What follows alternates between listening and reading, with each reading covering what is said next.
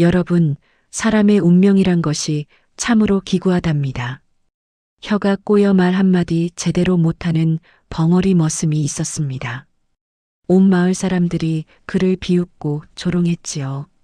아이들은 돌을 던지며 놀려댔고 어른들은 혀를 차며 불쌍하다고 수군거렸습니다.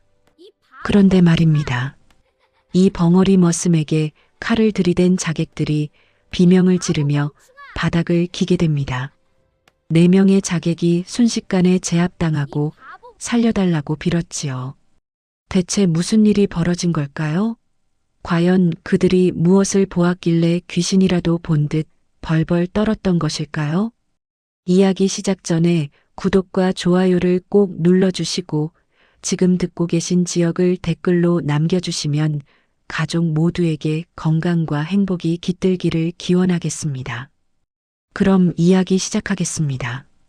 때는 조선 인조 임금 시절, 인조 반정이 일어난 지 3년이 지난 해였습니다. 반정으로 광해군이 폐위되고 새 임금이 들어섰지만 그 과정에서 수많은 충신들이 역적으로 몰려 목이 잘려나갔습니다. 한양 도성 한복판에서 피비린내가 진동했지요. 충직한 신하들이 하루아침에 역적의 자식이 되어버렸습니다. 그 중에서도 가장 억울한 죽음을 당한 이가 있었으니 바로 병조참판 서익현이었습니다. 서익현은 청렴하기로 이름난 충신이었습니다. 광해군을 모시면서도 백성을 먼저 생각했고 탐관오리들의 비리를 낱낱이 고발했지요. 하지만 바로 그것이 화근이 되었습니다. 반정 세력 중에는 서익현에게 원한을 품은 자들이 많았습니다. 그들은 반정의 혼란을 틈타 서익현을 역적으로 몰았지요. 서익현은 광해군의 충복이다. 역모를 꾀했으니 삼족을 멸하라. 거짓 증거가 조작되었고 거짓 증인이 나섰습니다. 서익현은 변명 한번 제대로 하지 못하고 형장의 이슬로 사라졌지요. 그날 밤 한양 외곽의 서씨 저택이 불길에 휩싸였습니다. 콰르르 비명과 칼부림 소리가 뒤섞였습니다. 포졸들이 들이닥쳐 남녀노소 가리지 않고 칼을 휘둘렀지요. 하인들까지 모두 목숨을 잃었습니다. 그 참혹한 광경 속에서 12살 남짓한 소년 하나가 뒷담장을 넘어 도망쳤습니다. 주녀가 살아라. 아버지의 마지막 유언이 소년의 귓가에 메아리 쳤습니다. 반드시 살아서 훗날을 도모하여라. 우리 가문의 억울함을 풀어다오. 아버지 서익현은 피투성이가 된 채로 아들의 손을 잡았습니다. 그리고 품에서 기름 종이에 싼 서찰 한 통을 꺼내 건넸지요. 이것을 지켜라. 여기에 진실이 담겨 있다. 반정의 주모자들이 어떤 악행을 저질렀는지, 누가 우리 가문을 모함했는지, 모든 증거가 여기 있다. 아버지, 울지 마라. 내가 살아야 우리 가문이 산다. 가거라 어서. 아버지는 아들을 밀어냈습니다. 그리고 칼을 들고 포졸들에게 달려갔지요. 포졸들의 칼이 아버지의 등을 꿰뚫는 것을 소녀는 담장 너머에서 지켜보았습니다. 아버지, 소리를 지르고 싶었지만 이를 악물었습니다. 아버지의 희생을 헛되게 할 수 없었으니까요. 소녀는 온몸에 피를 뒤집어 쓴 채 어둠 속으로 달렸습니다. 뒤에서는 포졸들의 외침 소리가 들려왔습니다. 저놈이다. 서익현의 아들놈이 도망친다. 잡아라. 놓치면 우리 목이 날아간다. 소녀는 죽을 힘을 다해 달렸습니다. 산으로 들로 강을 건너고 고개를 넘었습니다. 며칠 밤낮을 굶으며 도망쳤지요. 결국 한양에서 멀리 떨어진 경기도 광주 땅 산골 마을에 쓰러졌습니다. 탈진한 소년을 발견한 것은 지나가던 늙은 스님이었지요. 이런 이 아이가. 스님은 소년을 절로 데려가 간호했습니다. 소년이 깨어나자 물었지요. 너는 누구냐? 어디서 왔느냐? 소년은 말을 할 수 없었습니다. 아니, 말을 해서는 안 되었습니다. 말투에서 행동에서 양반과 자제라는 것이 드러나면 끝이었으니까요. 소녀는 결심했습니다. 으, 벙어리 행세를 하기로. 말을 못하면 정체가 드러날 일이 없었습니다. 글도 못 쓰고 글도 못 읽는 척했습니다. 심지어 걸음걸이도 비틀거리게, 등도 굽게, 침도 흘리며 바보처럼 행동했지요. 스님은 안타까워하며 소년에게 강쇠라는 이름을 지어주었습니다. 불쌍한 것, 말도 못하고 글도 모르니 어찌 살아가겠느냐. 너를 강쇠라 부르마. 그렇게 서씨 가문의 적자 서준혁은 세상에서 완전히 사라졌습니다. 대신 벙어리 바보 강쇠가 태어났지요. 그로부터 10년의 세월이 흘렀습니다. 경기도 광주 땅 산골 마을 석촌리. 이 마을에는 순이라는 20살 여식이 살고 있었습니다. 순이는 한때 남인의 명문가였던 윤진사의 외동딸이었습니다. 그러나 당파 싸움에 휘말려 가문이 몰락했지요. 아버지는 벼슬을 잃고 시골로 쫓겨났으며 어머니는 그 충격으로 일찍 세상을 떠나셨습니다. 순이는 병든 아버지를 홀로 모시며 근근히 살아가고 있었습니다. 아버지, 진지 잡수세요. 순이가 미음을 떠서 아버지께 올렸습니다. 아버지는 기침을 콜록콜록 하시며 딸을 바라보셨지요. 순아, 콜록콜록.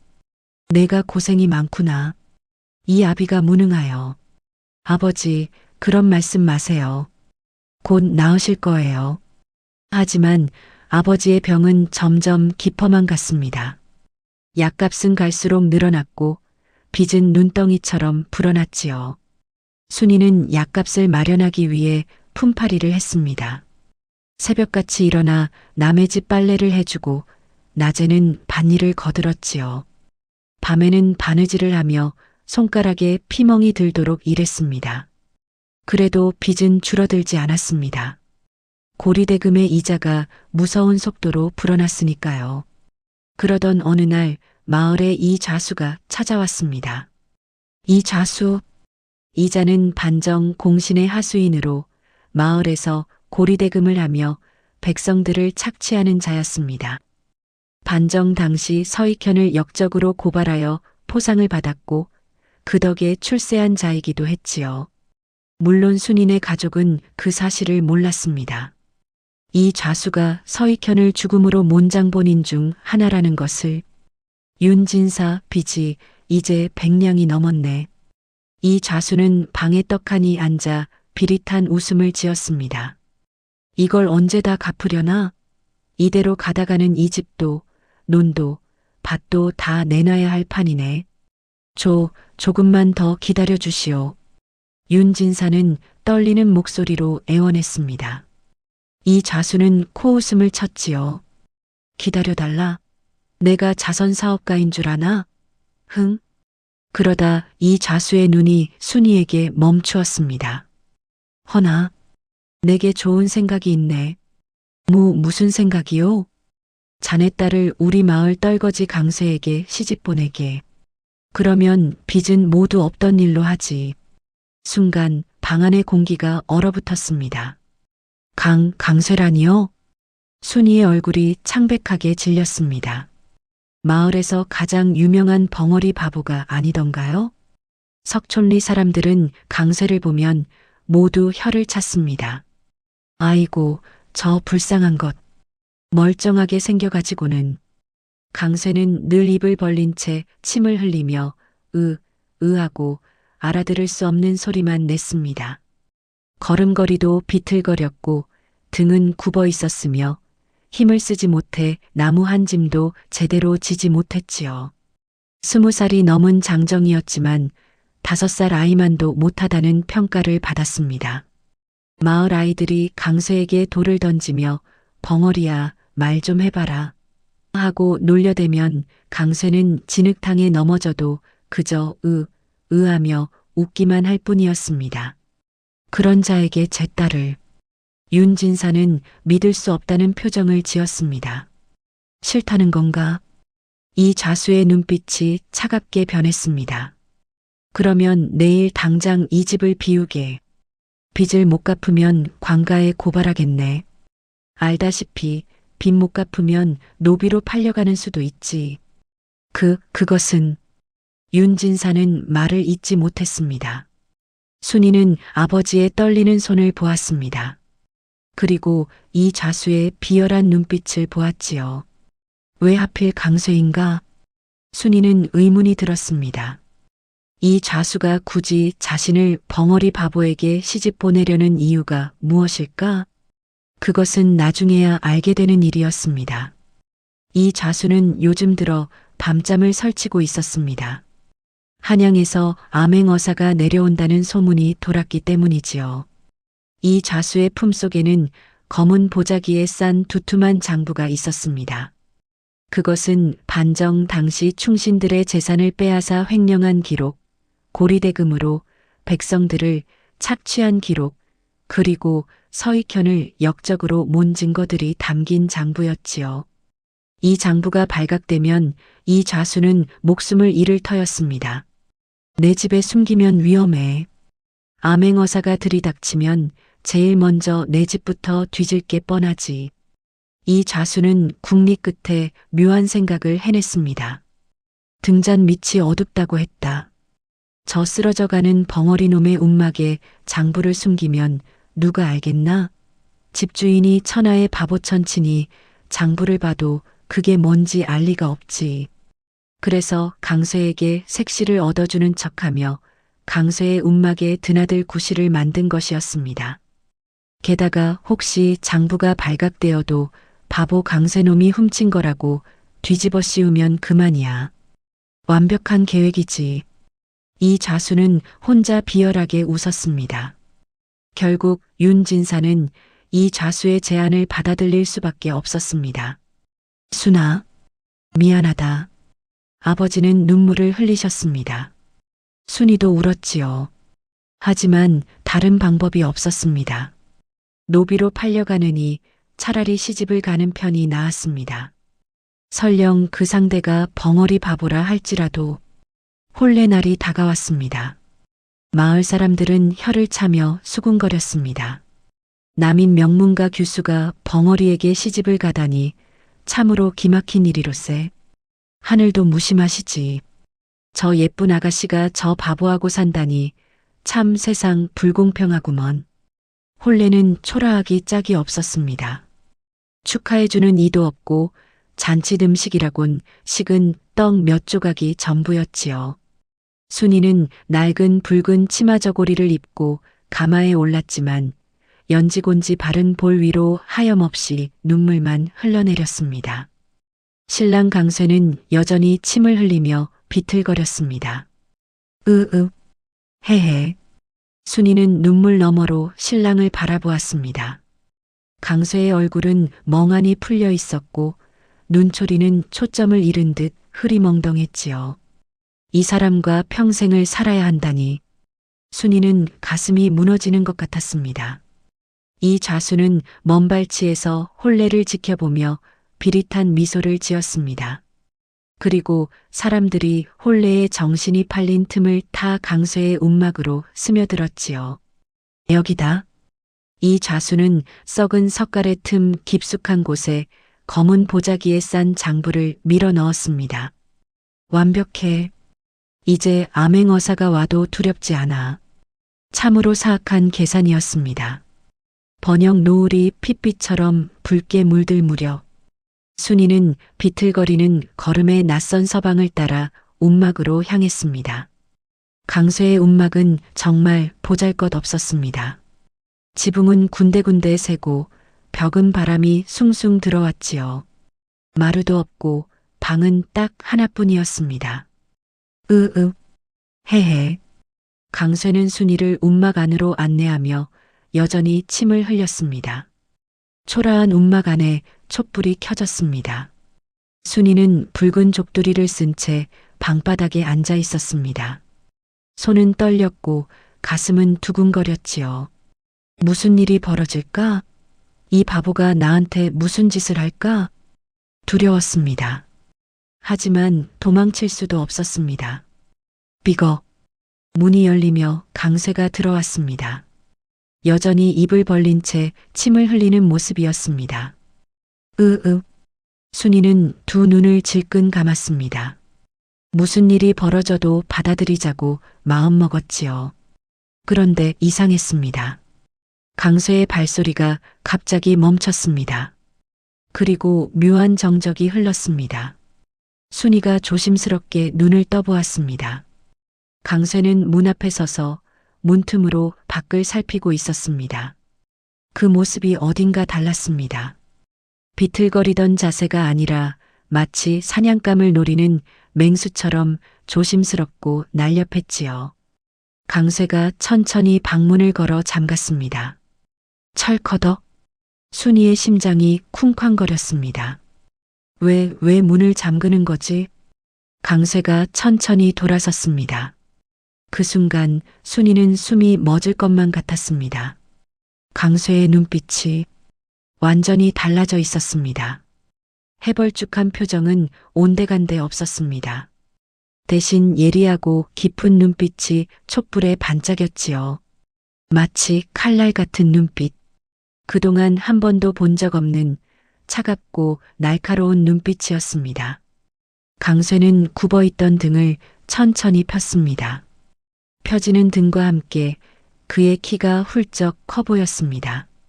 어깨가 넓고 허리가 곧은 준수한 사내의 모습이 드러났지요. 침을 훔쳤습니다. 비틀거리던 발도 바로잡았습니다. 그리고 입을 열었습니다. 부인, 놀라지 마시오. 목소리마저 달랐습니다. 하던 알아들을 수 없는 소리가 아니었습니다. 정중하고 또렷한 양반의 말투. 글 읽는 선비의 말투였지요. 순이는 입을 다물지 못했습니다.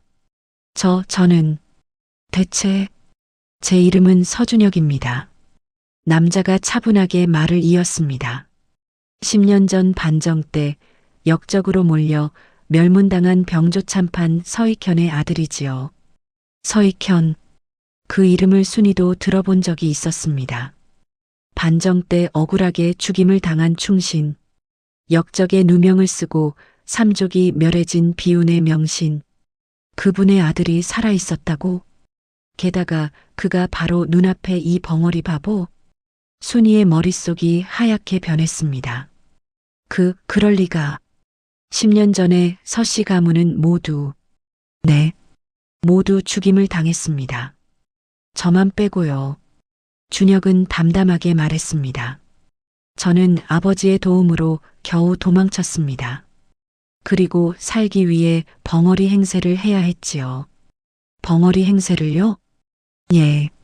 말을 하면 말투에서, 글을 쓰면 필체에서 양반과 자제라는 것이 드러날 수 있었습니다. 그래서 아예 말을 못하는 척, 글을 모르는 척, 바보인 척 했지요. 순이는 믿을 수 없었습니다. 하지만 눈앞의 남자는 분명 아까의 그 바보 강쇠가 아니었습니다. 10년입니다. 준혁의 눈에 깊은 그늘이 드리워졌습니다. 10년 동안 바보인 척, 벙어리인 척, 맞아도 참고 굴욕을 당해도 참았습니다. 오직 하나의 목표를 위해서요. 그 목표가 뭡니까?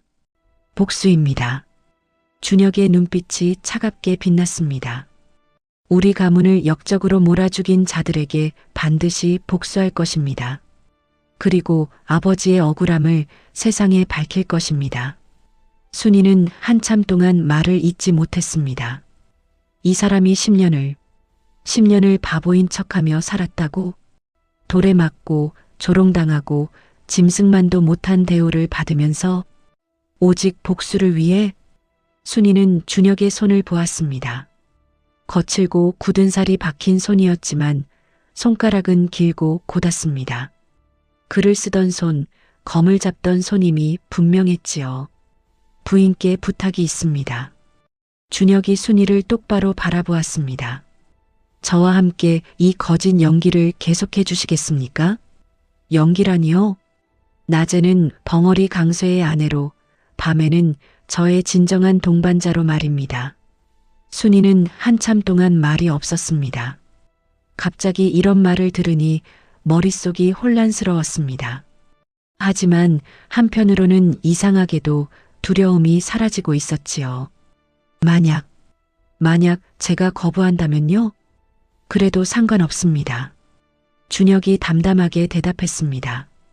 부인을 억지로 묶어두지는 않겠습니다. 부인이 원하신다면 돌아가셔도 좋습니다. 다만 제 비밀만은 지켜주시기를 부탁드립니다. 순이는 준혁의 눈을 들여다보았습니다. 그 눈빛은 진실했습니다. 거짓이 없었습니다. 왜 저에게 이것을 말씀하시는 겁니까? 저를 처음 보시는데 제가 비밀을 발설하면 어쩌시려고요? 부인의 눈을 보고 알았습니다. 제 눈이요? 부인도 저와 같은 눈을 하고 계십니다. 세상에 굴하지 않겠다는 의지, 아무리 힘들어도 포기하지 않겠다는 각오, 그것이 부인의 눈에서 보였습니다. 순이는 가슴이 뜨거워지는 것을 느꼈습니다. 이 사람이 나를 알아봐 주었다. 빚 때문에 팔려온 불쌍한 여자가 아니라 의지를 가진 한 사람으로. 순이는 깊은 숨을 내쉬었습니다. 하나만 약속해 주십시오. 무엇이든 말씀하십시오. 저를 속이지 마시고 무슨 일이든 함께 상의해 주십시오.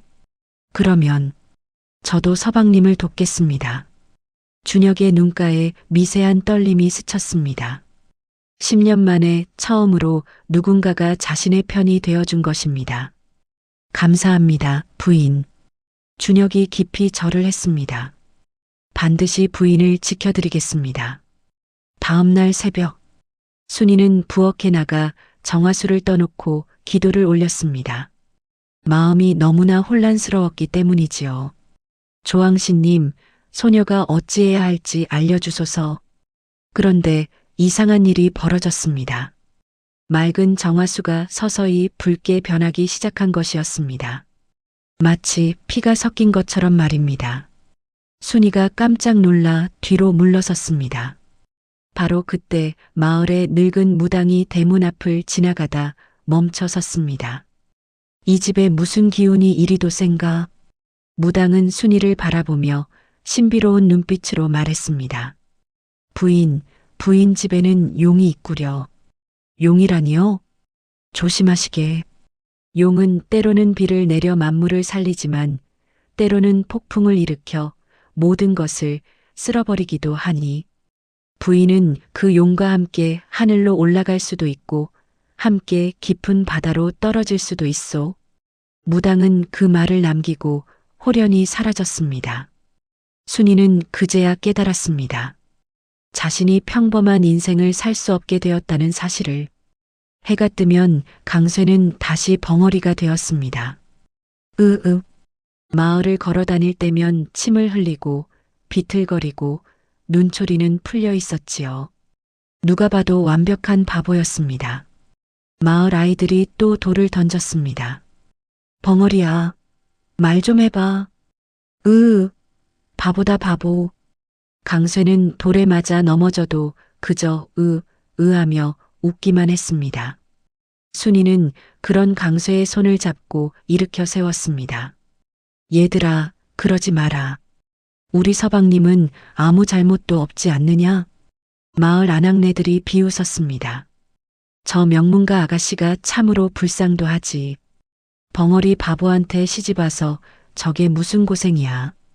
에휴, 전생에 무슨 죄를 지었길래. 하지만 순이는 당당했습니다. 제 서방님이 어떠하든 그건 제가 알아서 할 일입니다. 남들이 참견할 바가 아니지요.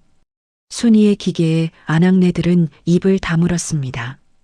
밤이 되면 상황은 완전히 달라졌습니다. 촛불 아래에서 준혁은 완전히 다른 사람이 되었습니다. 등을 펴고 날카로운 눈빛으로 또렷한 말투로 순이와 대화했지요. 부인, 오늘부터 글을 가르쳐 드리겠습니다. 글이요? 앞으로 부인이 저를 도우려면 글을 알아야 합니다. 서찰을 읽고 정보를 수집하려면 말입니다. 순이는 열심히 배웠습니다. 준혁은 사서삼경부터 시작해 역사, 지리, 심지어 병법까지 가르쳤습니다. 순이는 마른 논이 물을 빨아들이듯 학문을 익혔지요. 부인은 총명하십니다. 준혁이 감탄했습니다. 남자였다면 과거에 급제했을 것입니다. 과찬이십니다, 서방님. 순이는 수줍게 웃었습니다. 준혁은 또한 무예를 연마했습니다. 달빛 아래 마당에서 검을 휘두르는 그의 모습은 마치 한 폭의 그림 같았습니다. 물 흐르듯 유려한 검술, 바람을 가르는 창술. 순이는 마루에 앉아 넋을 잃고 바라보았지요. 휙, 휙, 검이 허공을 갈랐습니다. 준혁의 움직임은 마치 춤을 추는 것처럼 우아했습니다. 서방님의 무예는 어디서 배우신 것입니까? 아버지께서 어릴 때부터 가르쳐 주셨습니다. 그리고 10년간 숨어 살면서 혼자 갈고 닦았지요. 낮에는 바보 행세를 하고 밤에는 무예를 연습했습니다. 10년을 혼자서 외롭지 않았다면 거짓말이겠지요. 하지만 복수에 대한 의지가 저를 버티게 해주었습니다. 순이는 가슴이 먹먹해졌습니다. 서방님, 부인. 준혁이 검을 내려놓고 순이에게 다가왔습니다. 아버지께서 돌아가시기 전 마지막으로 하신 말씀이 있습니다. 내 무예는 복수만을 위한 것이 아니다. 사람을 지키기 위한 것이다. 그 말씀을 저는 한 번도 잊은 적이 없습니다. 사람을 지키기 위한 것. 이제 저에게는 지킬 사람이 생겼습니다. 바로 부인입니다. 순이의 눈가가 촉촉해졌습니다. 위기의 시간들은 오히려 두 사람을 더욱 가깝게 만들었습니다. 순이는 준혁의 깊은 학식에 감탄했습니다. 그는 사서삼경은 물론이고 의학과 병법까지 통달한 선비였지요.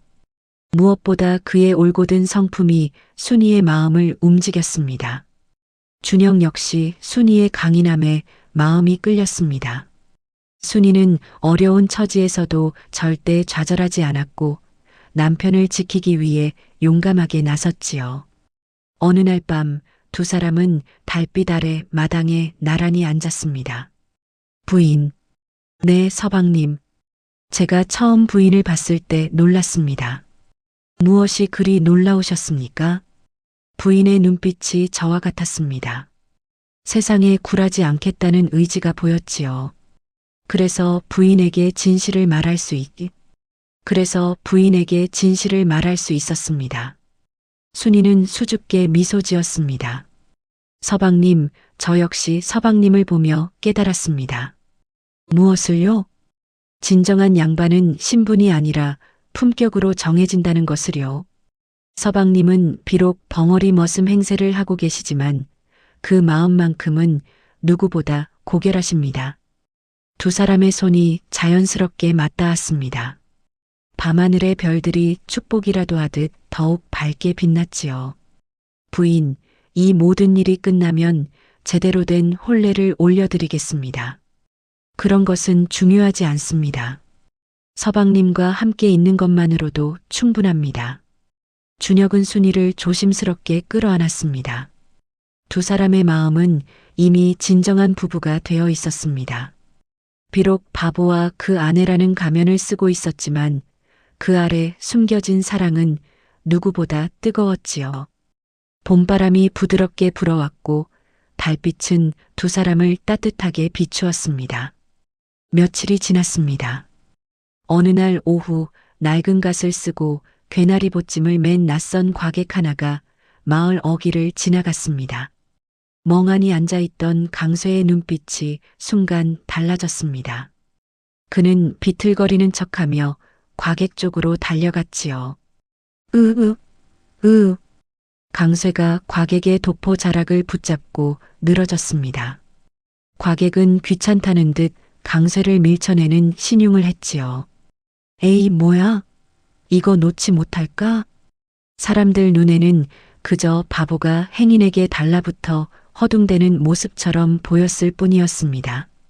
하지만 그 짧은 찰나, 강쇠의 소매 속에 숨겨져 있던 꼬깃꼬깃한 쪽지가 번개 같은 솜씨로 과객의 보따리 틈새로 밀어 넣어졌습니다.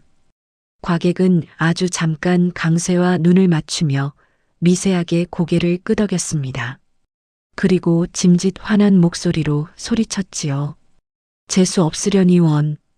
과객이 황급히 사라지자 강쇠는 다시 바보처럼 희죽거렸습니다. 바로 그때였습니다.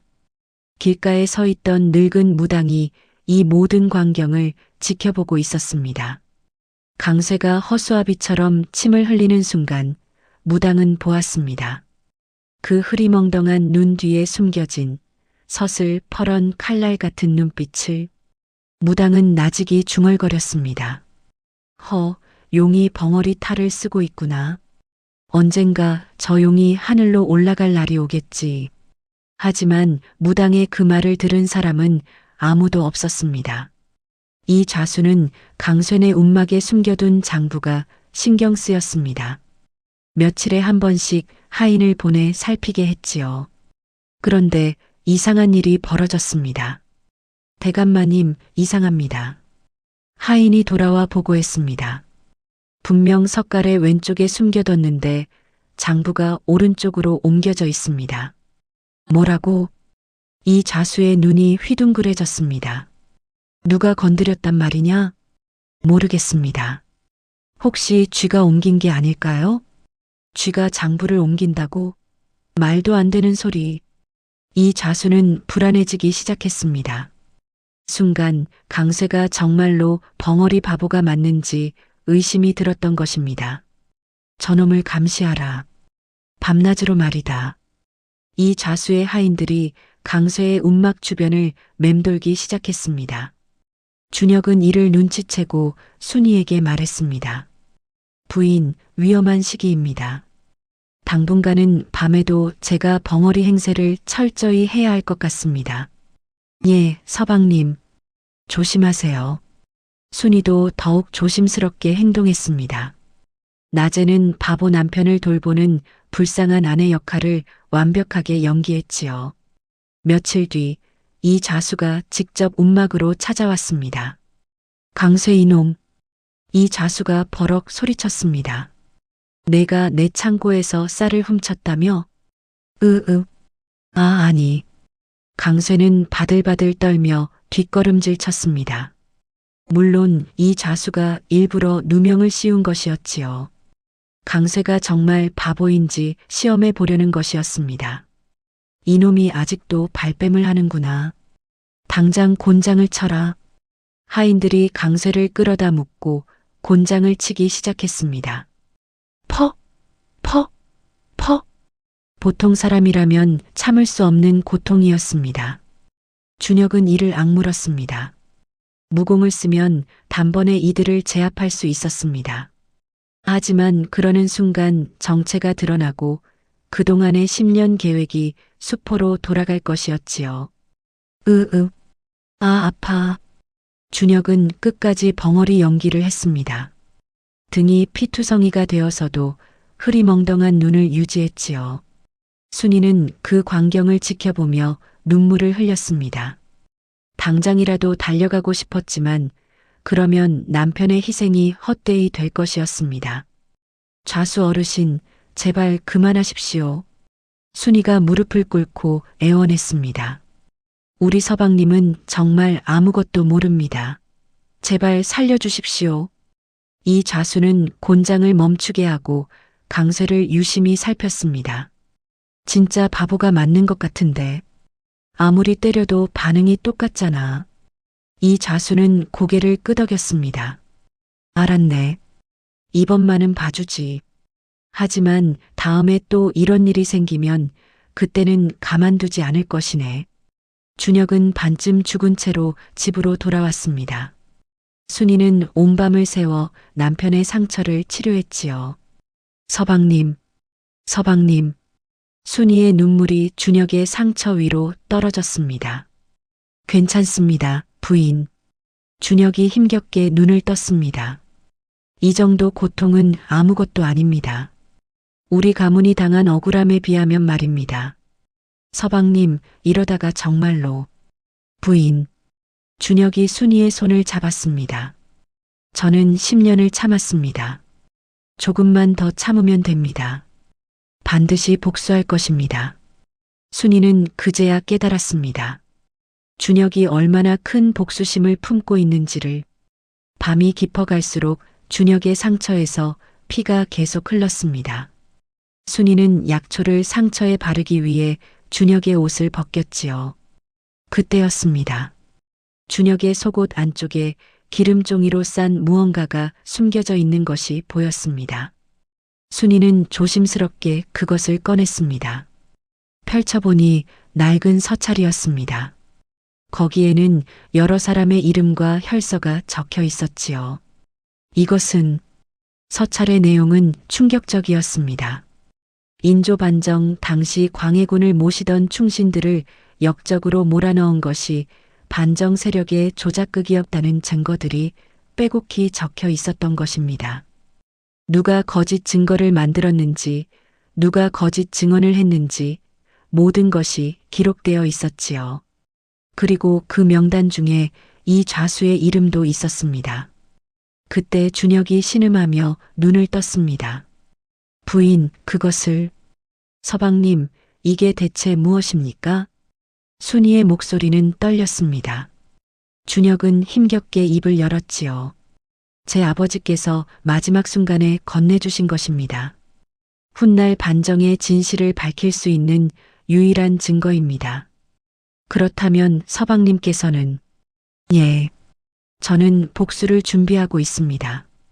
우리 가문의 억울함을 풀고 반정 세력의 악행을 세상에 알릴 날을 기다리고 있지요.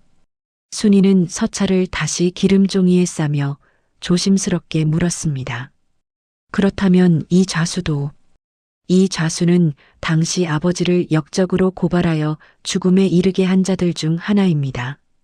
그자의 죄를 밝혀내는 것이 제 복수의 첫걸음이지요.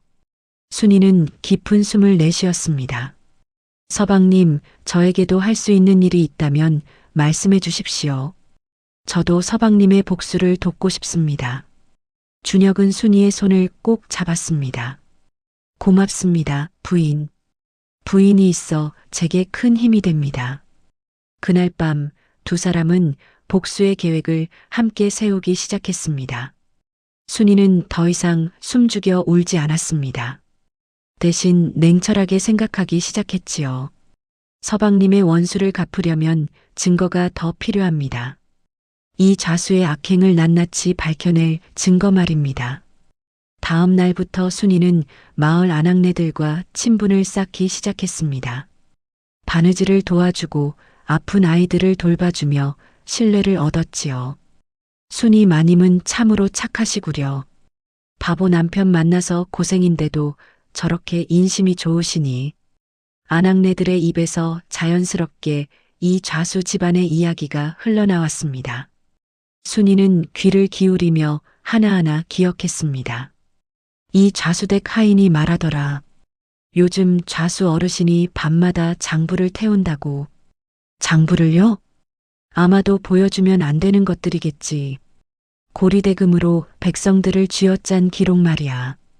그러고 보니 이 좌수가 한양에 자주 서찰을 보내더라. 반정 공신 중 누군가와 연락하는 것 같아. 순이는 이 정보들을 준혁에게 전했습니다. 역시 그렇군요. 이 좌수는 증거를 지우려 하고 있습니다. 하지만 그자가 우리 집 석가래에 숨겨둔 장부가 있습니다. 그것이 결정적인 증거가 될 것입니다. 석가래예요? 예. 이 좌수는 우리 집을 비밀 금고로 쓰고 있습니다. 저를 바보로 알고 있으니까요. 순이는 더욱 과감해졌습니다. 어느 날 이 좌수댁에 바느질품을 팔러 갔을 때 슬쩍 서재 근처를 둘러보았지요. 그리고 중요한 사실을 알아냈습니다. 서방님, 이 좌수가 한양의 누군가와 계속 서찰을 주고받고 있습니다. 누구와요? 반정 공신 중 한 명인 것 같습니다. 서찰에 대감 운운하는 내용이 보였어요. 아마도 함께 죄를 저지른 자가 아닐까요? 준혁의 눈이 번뜩였습니다. 잘했습니다, 부인. 이제 그물이 좁혀지고 있습니다. 사막. 그날 밤 운명의 시간이 찾아왔습니다. 이 좌수는 강쇠가 수상하다는 확신을 굳혔습니다. 곤장을 맞으면서도 반응이 이상했기 때문이지요. 아무리 바보라도 저렇게 맞으면 비명을 지르거나 도망치려 하는 게 정상인데 저놈은 너무 침착해. 이 좌수는 결심했습니다. 더 이상 두고 볼 수 없다. 저놈을 없애야겠어. 그래서 자객 넷을 불러들였습니다. 저놈을 오늘 밤 조용히 처리하라. 흔적도 남기지 말고. 한밤중 검은 옷을 입은 자객 넷이 움막으로 침입했습니다. 그들의 손에는 날카로운 칼이 들려 있었지요. 스르륵 문이 열렸습니다. 순이가 먼저 위험을 감지했습니다. 잠결에 이상한 기척을 느끼고 눈을 떴지요. 서방님, 자객이. 칼이 순이를 향해 날아왔습니다. 바로 그 순간 준혁의 눈빛이 번개처럼 빛났습니다. 휙! 준혁이 번개같이 움직였습니다. 벙어리의 비틀거림은 온데간데 없었습니다. 그는 자객의 손목을 비틀어 칼을 빼앗았더니 단번에 자객의 급소를 찔렀지요. 크! 첫 번째 자객이 쓰러졌습니다.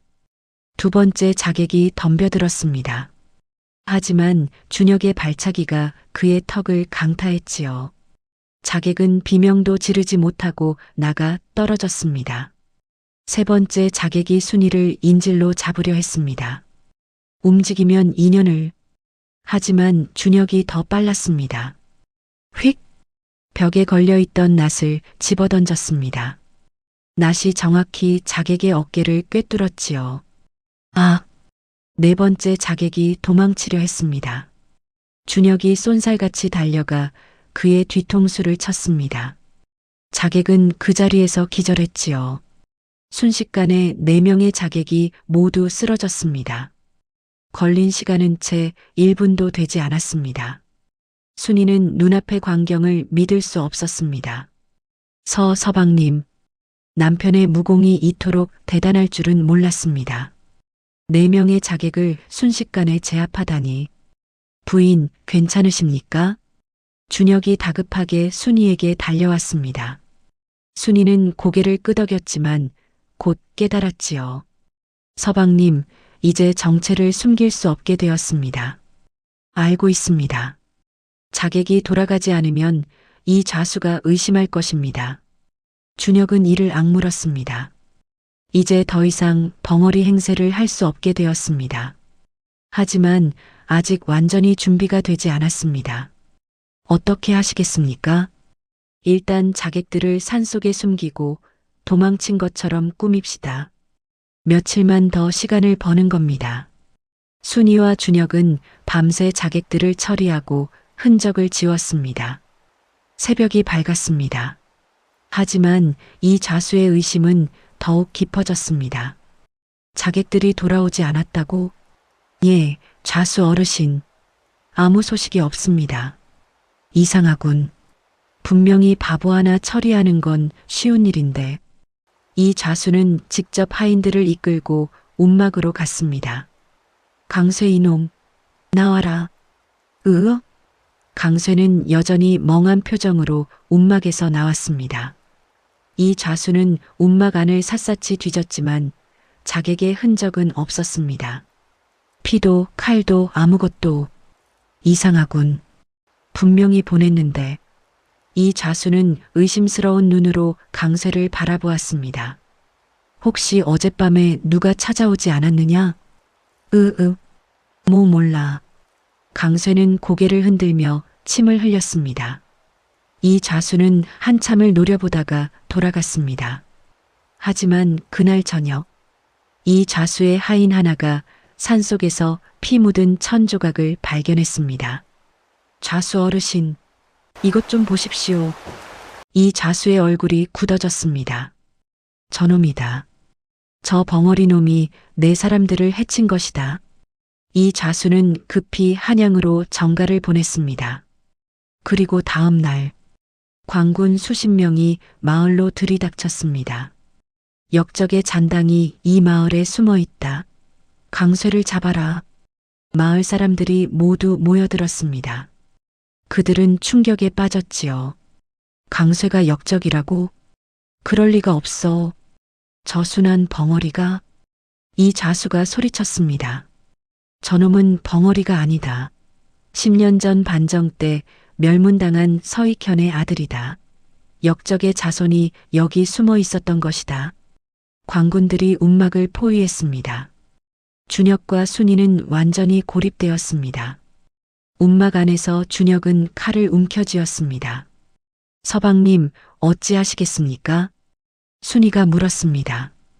부인을 지켜야 합니다. 그것이 제가 할 수 있는 일입니다. 아닙니다, 서방님. 순이가 준혁의 팔을 잡았습니다. 우리에게는 아직 기회가 있습니다. 저를 믿으세요. 순이는 당당하게 문을 열고 밖으로 나갔습니다. 마을 사람들이 웅성거렸습니다. 이 자수 어르신, 순이가 당당하게 말했습니다. 저는 윤진사의 딸 순이라고 합니다. 저희 서방님이 정말로 역적의 자손이라는 증거가 있습니까? 이 자수가 비웃었습니다. 증거? 저놈이 내 하인들을 해친 것이 증거다. 하인들은 누가 보냈습니까? 순이의 눈빛이 날카로워졌습니다. 혹시 어르신께서 보내신 자객이 아닙니까? 순간 마을 사람들이 술렁였습니다. 자객이라고? 이 자수가 자객을 보냈다고? 이 자수의 얼굴이 굳어졌습니다. 시끄럽다. 전현이 헛소리를 하고 있어. 헛소리가 아닙니다. 순이가 차분하게 말을 이었습니다. 저희 집에서 이것을 발견했습니다. 순이는 품에서 검은 보자기에 싼 장부를 꺼냈습니다. 이 자수가 석가래에 숨겨둔 바로 그 장부였지요. 이 자수의 얼굴이 창백해졌습니다. 그것을 어떻게... 이 장부에는 어르신께서 반정 때 충신들의 재산을 횡령한 기록이 담겨 있습니다. 그리고 고리대금으로 백성들을 착취한 기록도요. 마을 사람들이 술렁였습니다. 뭐라고? 이 자수가 횡령을 했다고? 준혁이 움막에서 걸어 나왔습니다. 더 이상 비틀거리는 걸음걸이도 흐리멍덩한 눈도 없었습니다. 그는 당당한 선비의 자세로 이 자수를 바라보았지요. 이 자수, 아니 이 역저가. 준혁의 목소리가 마당에 울려 퍼졌습니다. 내 놈의 악행을 이제 세상에 밝히겠다. 마을 사람들이 경악했습니다. 강쇠가 말을 한다. 저게 정말 강쇠야? 준혁은 계속해서 말을 이었습니다. 내 놈은 10년 전 내 아버지 서익현을 역적으로 몰아 죽였다. 거짓 증거를 만들고 거짓 증언을 해서 충신을 역적으로 만들었지. 이 자수가 발끈했습니다. 뭐라고? 증거가 있느냐? 준혁은 품에서 기름종이에 싼 서찰을 꺼냈습니다. 이것이 증거다. 내 아버지께서 마지막 순간에 남기신 연판장이다. 여기에 내 놈의 이름이 적혀 있다. 누가 거짓 증거를 만들었는지, 누가 거짓 증언을 했는지 모든 것이 기록되어 있다. 이 자수의 얼굴이 흙빛으로 변했습니다. 그것은 위조된 것이다. 믿지 마라. 위조라고? 순이가 나섰습니다. 그렇다면 이 장부는 어떻게 설명하시겠습니까? 어르신께서 직접 저희 집 석가래에 숨겨둔 것인데요. 마을 사람들이 웅성거리기 시작했습니다.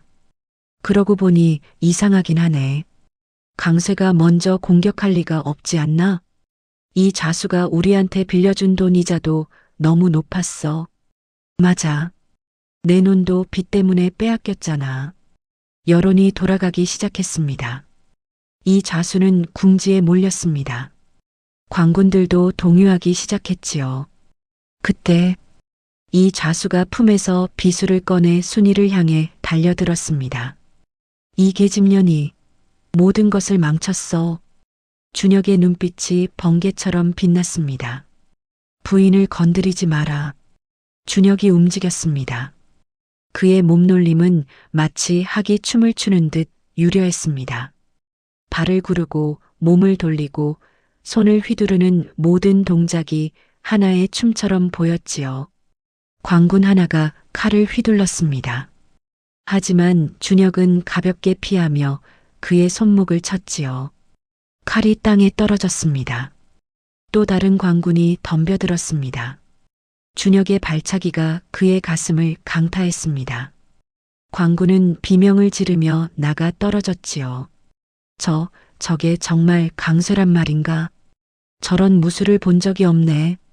마을 사람들이 감탄하며 지켜보았습니다. 준혁의 움직임은 실로 장관이었습니다. 마치 무속신이 강림한 듯한 신묘한 몸놀림. 어떤 공격도 그에게 닿지 못했습니다. 이 좌수가 순이의 목에 비수를 들이댔습니다. 움직이지 마라. 움직이면 이 계집의 목을 치겠다. 준혁은 냉정하게 이 좌수를 바라보았습니다. 그래, 그럼 어디 해보시지. 준혁은 움막벽에 걸린 활을 집어들었습니다. 부인, 눈을 감으시오. 순이는 준혁을 믿고 눈을 감았습니다. 준혁이 활시위를 당겼습니다. 휙! 화살이 바람을 가르며 날아갔습니다. 그리고 정확히 이 좌수가 쥔 비수의 손잡이를 맞췄습니다. 아! 비수가 이 좌수의 손에서 튕겨나갔습니다. 준혁이 순식간에 달려가 순이를 구했습니다. 이 좌수는 땅에 주저앉아 벌벌 떨었습니다. 살려주시오. 제발. 오마. 바로 그때 말발굽 소리가 들려왔습니다. 다가닥 다가닥 다가닥. 누군가가 마을로 들어오고 있었습니다. 마을 입구에 백마를 탄 관원이 나타났습니다. 그는 손에 마패를 들고 있었지요. 암행어사 출두요. 마을 사람들이 모두 무릎을 꿇었습니다. 준혁의 얼굴에 희미한 미소가 떠올랐습니다. 부인, 드디어 때가 왔습니다. 암행어사는 바로 준혁이 몇 달 전 과객에게 건넨 쪽지를 받고 조사를 시작했던 것입니다. 준혁은 반정의 진실을 밝혀줄 증거와 함께 이 자수의 비리를 고발하는 서찰을 몰래 한양으로 보냈던 것이지요. 어사가 말에서 내려 준혁에게 다가왔습니다. 그대가 서준혁인가? 그렇습니다. 어사 나으리. 자네가 보낸 서찰과 증거 덕분에 반정 당시의 비리를 상당 부분 밝혀낼 수 있었네. 이 자수는 그중 한 명에 불과하지. 어사는 이 자수에게 다가갔습니다. 이 자수, 아니 이 역적이라 불러야 하나? 자네는 관청의 돈을 횡령했을 뿐 아니라 반정 당시 무고한 충신들을 역적으로 몰아넣는데 가담했지. 이 자수가 바닥에 엎드려 용서를 빌었습니다. 어사 나으리, 저는 그저 윗분들의 명령을 따랐을 뿐입니다. 명령을 따랐다고? 어사의 눈빛이 차가워졌습니다. 그래서 무고한 사람들이 죽는 것을 보고도 양심의 가책을 느끼지 않았단 말인가? 너 때문에 얼마나 많은 사람들이 목숨을 잃었는지 알기나 하느냐? 어사는 준혁에게 돌아섰습니다. 서준혁, 자네 아버지 서익현은 억울하게 돌아가셨네. 하지만 이제 진실이 밝혀질 것이네. 조정에 상소를 올려 서씨 가문의 신원을 회복시킬 것이네. 준혁은 깊이 절을 했습니다. 감사합니다. 어사 나으리. 어사 나으리의 도움이 아니었다면 이 모든 것이 불가능했을 것입니다. 어사는 순이를 바라보며 고개를 끄덕였습니다. 서준혁, 자네는 좋은 부인을 만났구나. 이번 일이 성공한 것은 부인의 용기 덕분이기도 하네. 증거를 찾아내고 여론을 돌리고 남편을 지키기 위해 목숨을 걸었으니. 순이는 수줍게 고개를 숙였습니다. 저는 그저 서방님을 도왔을 뿐입니다. 마을 사람들은 준혁과 순이를 새로운 눈으로 바라보았습니다. 벙어리 강쇠가 사실은 충신의 아들이었어. 10년을 바보인 척하며 살았다니 참으로 대단한 사람이야. 순이 마님도 정말 용감하시네. 저렇게 당당하게 나서다니. 이 자수와 그의 하수인들은 모두 포박되어 한양으로 압송되었습니다. 그들의 악행은 낱낱이 밝혀질 것이었습니다. 준혁은 순이의 손을 꼭 잡았습니다. 부인, 이제 우리는 자유입니다. 서방님, 긴 세월 참고 견디셨습니다. 이제 평온한 날들이 올 것입니다. 해가 밝게 떠올랐습니다. 새로운 시작을 알리는 아침이었지요. 며칠 후 한양에서 소식이 전해졌습니다. 이 좌수일당은 모두 엄한 처벌을 받았습니다. 횡령죄와 무고죄로 차명에 처해졌지요. 서씨 가문의 신원도 회복되었습니다. 준혁의 아버지 서익현은 충신으로 인정받았고 몰수되었던 재산도 되돌려받게 되었습니다. 조정에서는 준혁에게 벼슬을 내렸습니다. 서준혁의 효심과 충심이 가상하니 사헌부 감찰의 직책을 내리노라. 하지만 준혁은 정중히 사양했습니다. 저나 황송하오나 소인에게는 벼슬보다 더 중요한 일이 있사옵니다. 그것이 무엇이냐? 백성들을 돌보는 일이옵니다. 10년을 바보로 살며 깨달았사옵니다. 가장 낮은 곳에서 가장 힘없는 사람들이 얼마나 고통받고 있는지를요. 진정으로 나라를 바꾸는 것은 높은 벼슬이 아니라 백성들의 삶을 보살피는 것이라는 것을 깨달았사옵니다. 임금은 준혁의 뜻을 받아들였습니다. 좋다. 내 뜻이 그러하다면 따르도록 하라. 대신 내가 살던 마을을 잘 다스릴 수 있도록 지원을 아끼지 않겠노라. 준혁과 순이는 석촌리로 돌아왔습니다. 마을 사람들은 그들을 따뜻하게 맞이했습니다. 준혁 나으리, 순이 마님, 앞으로 잘 부탁드립니다. 마을 사람들이 줄지어 인사했습니다. 한때 강쇠에게 돌을 던졌던 아이들도 부끄러운 표정으로 서 있었지요. 스승님, 저희를 용서해 주십시오. 준혁은 아이들의 머리를 쓰다듬었습니다. 용서할 것이 무엇이 있겠느냐? 너희는 그저 어린아이였을 뿐이다. 이제부터 열심히 배우면 된다. 준혁과 순이는 마을에 의원을 세우고 서당을 열었습니다. 가난한 백성들을 무료로 치료하고 아이들을 가르쳤지요. 남자아이, 여자아이 구분 없이 모두에게 글을 가르쳤습니다. 서당 문을 여는 날 많은 아이들이 모여들었습니다. 스승님, 저도 글을 배울 수 있습니까? 물론이다. 누구든지 배우고 싶은 사람은 다 환영한다. 순이는 여자아이들을 따로 모아 글을 가르쳤습니다. 아가야, 여자도 글을 알아야 한다. 글을 알면 세상을 더 넓게 볼 수 있단다. 조선시대에는 드문 일이었지만 순이는 여자도 배워야 한다고 굳게 믿었습니다. 계절이 바뀌었습니다. 겨울이 가고 봄이 왔습니다. 순이의 배가 불러오기 시작했습니다. 서방님, 제가 아이를 가진 것 같아요. 정말입니까? 정말이란 말입니까? 준혁은 기쁨에 겨워 순이를 안아 올렸습니다. 고맙습니다, 부인. 정말 고맙습니다. 순이도 눈물을 글썽였습니다. 서방님 덕분이에요. 서방님이 저를 믿어주셨기에 제가 여기까지 올 수 있었어요. 10달 후 건강한 사내아이가 태어났습니다. 준혁은 아들의 이름을 도윤이라 지었습니다. 도리를 따르는 아이라는 뜻이었지요. 2년 후 이번에는 딸이 태어났습니다. 딸의 이름은 연화. 연꽃처럼 고결하게 자라라는 뜻이었습니다. 세월이 흘렀습니다.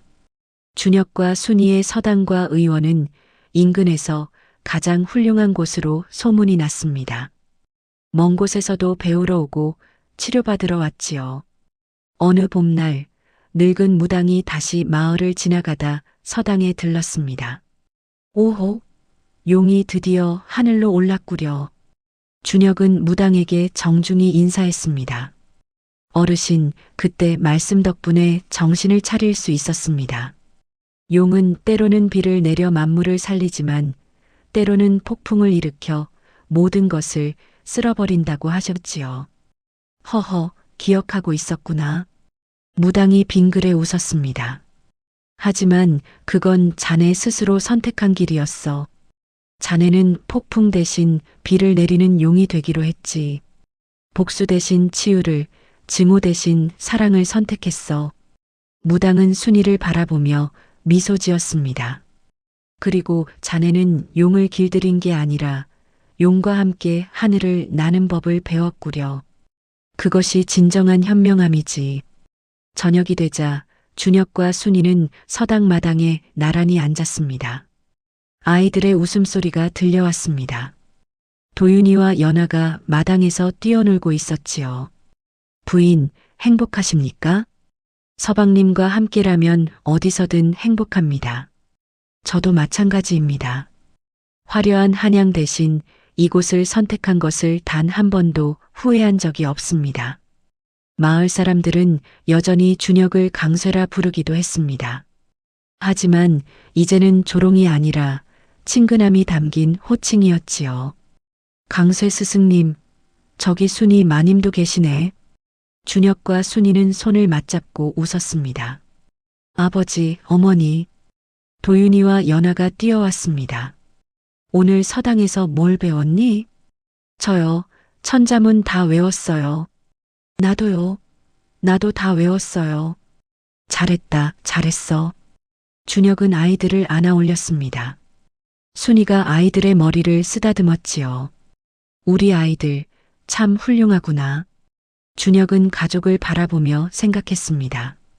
10년 전 어둠 속에서 도망치던 그 어린 소녀는 이제 없었습니다. 대신 사랑하는 가족과 마을 사람들에게 둘러싸인 행복한 남자가 있었지요. 부인, 네, 서방님. 고맙습니다.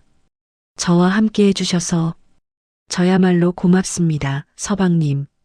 그날 밤 서방님의 진짜 모습을 봤을 때 저는 두렵기보다 오히려 안심이 되었어요. 안심이요? 예. 제가 믿을 수 있는 사람이라는 걸 알았거든요. 10년을 참으며 복수를 준비할 수 있는 사람은 저를 지켜줄 수 있는 사람이라는 거요. 두 사람은 서로를 바라보며 빙그레 웃었습니다. 하늘에서 별들이 하나둘 빛나기 시작했습니다. 마치 10년 전 돌아가신 부모님이 아들의 행복을 축복해 주는 것 같았지요. 봄바람이 부드럽게 불어왔고 꽃잎이 흩날렸습니다. 아이들이 마당에서 뛰어놀고 마을 사람들의 웃음소리가 울려 퍼졌습니다. 여러분, 어떠셨습니까? 말 한마디 못하던 벙어리 머슴이 사실은 멸문당한 충신의 아들이었다니 참으로 기구하고도 통쾌한 이야기가 아니겠습니까? 옛말에 이런 말이 있습니다. 진정한 비범함은 겉모습이 아닌 그 사람의 품격과 마음에 있다. 준혁은 벙어리 탈을 쓰고 있었지만 그의 마음은 누구보다 고결했습니다.